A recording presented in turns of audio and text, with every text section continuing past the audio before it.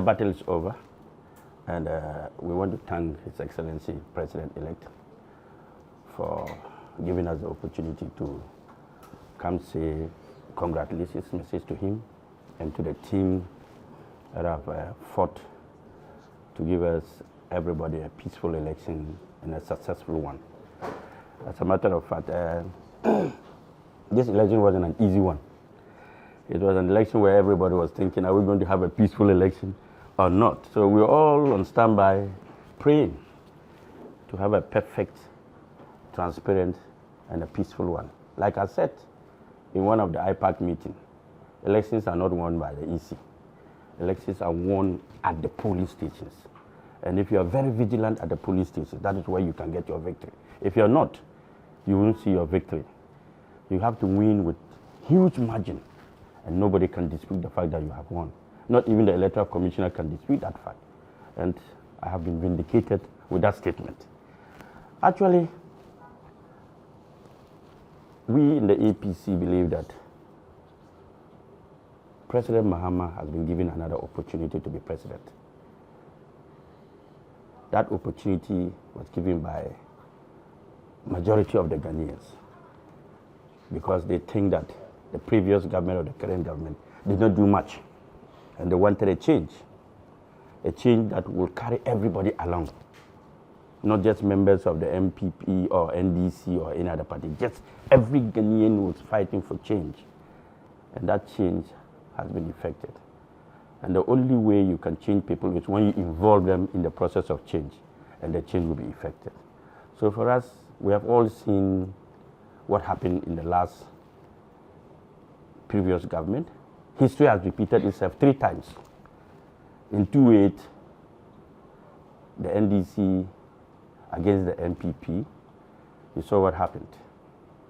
Majority of the NDC people did not come out, and the MPP people did not come out, and NDC won.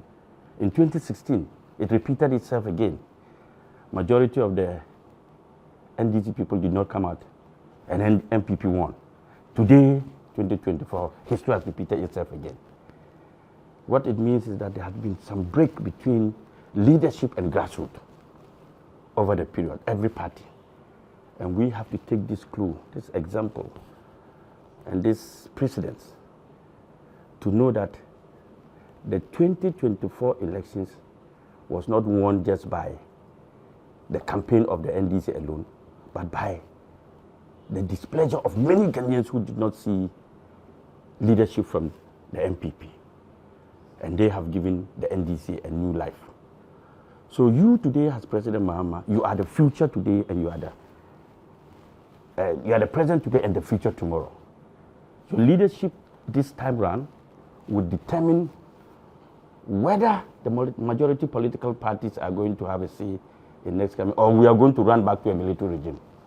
If you perform well, Ghana will move on with democracy.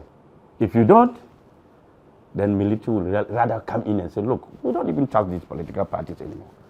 Because if you look at the election this time, the voter apathy has gone up. Huge.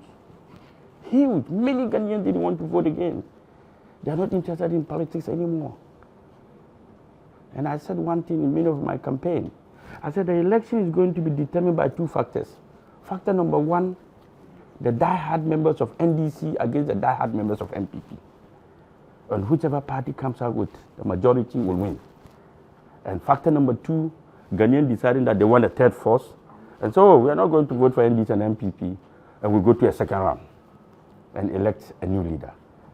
But the first one came. So for me to you, Mr. President, is that we are all in your hands. Ghanaians are going to watch you your first 3 months. Your first 3 months will determine the future of this country. How you run your first 3 months will be what Ghanaians will be looking up to see whether there will be a change in anything or there won't be a change at all. So mine is for you to concentrate first on your first 3 months. Very key.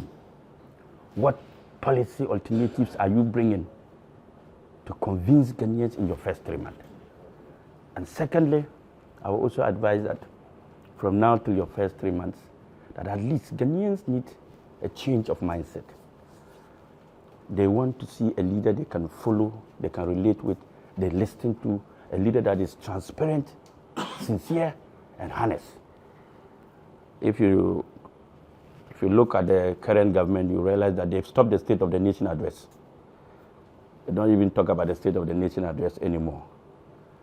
So if you can concentrate on that for the first 3 months, that at least every month you come out to tell Ghanaians the state of the nation and what you intend to do for the next 3 months. So this month you come out and tell us, this is where we are, this is where we need to get to. This will allow Ghanaians to have hope and trust and confidence in your leadership. And when they do, I'm sure you will carry the future, the present, and the future.